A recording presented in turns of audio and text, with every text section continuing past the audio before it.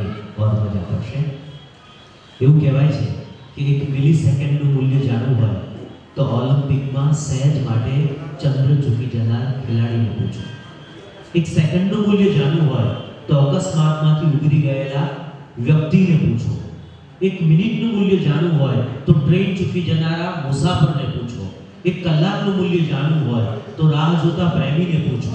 1 દિવસનું મૂલ્ય જાણવું હોય તો રોજ લાવીને રોજ પોતાનું પેટ પૂરું કરનાર મજૂરને પૂછો. 1 મહિનાનું મૂલ્ય જાણવું હોય તો અધૂરા માસે જન્મ આપનાર માતાને પૂછો. અને 1 વર્ષનું મૂલ્ય જાણવું હોય તો પરીક્ષામાં નાપાસ થનાર વિદ્યાર્થીને પૂછો. અને 35 વર્ષનું મૂલ્ય જાણવું હોય તો પાટીદાર સંદેશના સૌ મોભીઓને પૂછો.